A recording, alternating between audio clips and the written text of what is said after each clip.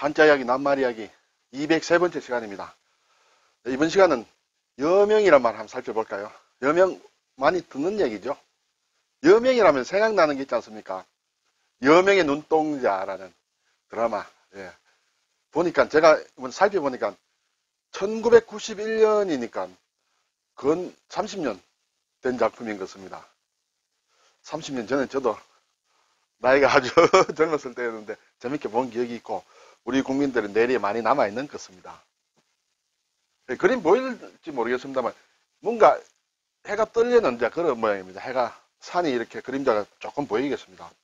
이것은 조금 더 이렇게 밝은 그림입니다.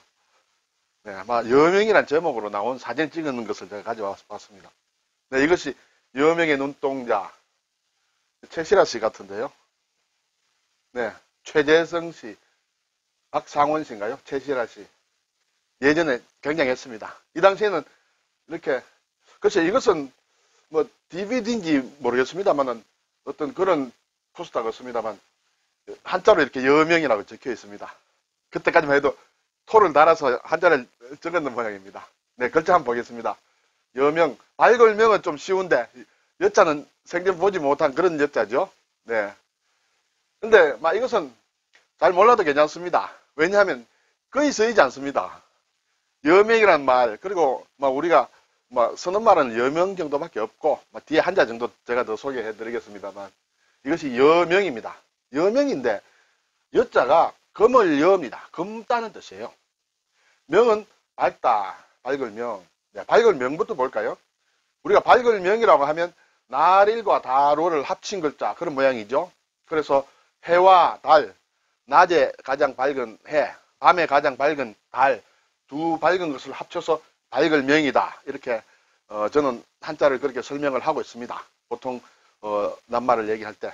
그렇지만 사실은 이 날일이 원래는 이 글자가 아니에요. 옛날 글자를 보면 밑에 제가 좀 적었는데 이렇게 생긴 글자예요. 이렇게. 네, 여기에 아래에 이렇게 줄이 붙을 수도 있습니다. 이것이 빛난다는 뜻이에요. 빛날경이에요. 이 글자와 다롤이 합쳐서 밝을명이에요. 그렇지만 한자 처음 배우는 사람들한테 이렇게 설명해주면 진짜 쓰지도 않는 글자 설명해주면 너무 어려우니까 모양이 변화 모양의 날일이다 이렇게 설명하면 이해가 빨리 오겠죠. 그렇지만 이 한자 이야기를 쭉 들으시는 분들에게는 이제 사실을 좀 밝혀야죠. 이 정도는 이제 어느 정도 한자를 아신다 생각하고 이 정도는 지금 밝혀도 되리라 생각해서 제가 이 글자를 한번 가져와 봤습니다. 그러면 이 빛날경은 무슨 글자이냐 하면 옛날 사람들이 한자가 만들어지던 시기에 사람들이 살던 집이 있지 않겠습니까?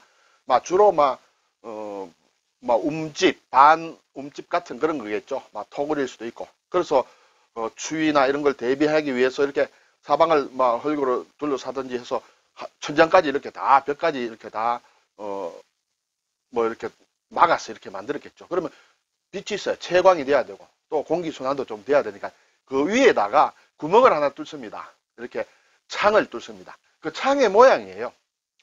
이 창으로 조그만 크지 않은 창이겠죠. 창의 모양인데 이 창으로 달빛이 들어오죠. 밤이 되면. 네, 낮에 물론 햇빛이 들어오겠습니다만 달빛이 들어오면 안이 좀 밝아진다. 그런 얘기가 되겠죠. 그래서 창 속으로 빛이 들어오는 모양이 밝을명이다. 하는 것을 말씀을 드리고요. 금을요. 예. 굉장히 어렵습니다만 일단 이 글자를 한번 보시죠. 이 글자는 부수자이죠. 네, 부수 글자입니다. 자, 이렇게 돼 있죠. 벼화죠.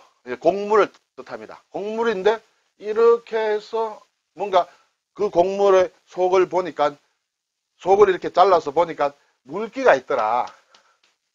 좀 물기가 있다는 것은 차지다는 것이죠. 좀 차진 좀 끈적끈적한 그 끈기가 있는 그런 것이 되겠죠. 그것이 이제 기장이라는 것이에요. 기장이라는 곡물이 이렇게 나타냅니다. 여기에다가 사실은 이 글자만 더 붙은 것이에요. 여기에 이 글자가. 그리고 이 아랫부분이 오른쪽으로 조금 이동한 거죠. 균형을 맞추기 위해서. 그 글자가 금을여입니다. 여기서 남아있는 부분은 이 이상한 모양의 글자인데 이것이 학자들은 이 모양이 좀 줄었다. 줄어서 준 형태로 이렇게 돼 있다. 칼도자가 좀 비슷하게 변한 모양이다. 이렇게 볼 수도 있습니다. 어쨌든 이 글자는 뜯어보면 또 벼화에 칼도가 붙은 이로울 리자죠. 날카롭다는 뜻이 또 되겠습니다. 여기에 소우가 되겠습니다. 그래서 소가 쟁기를 밭을 가는 쟁기, 소에 매서 밭을 가는 쟁기의 모양이다. 이렇게 되겠습니다.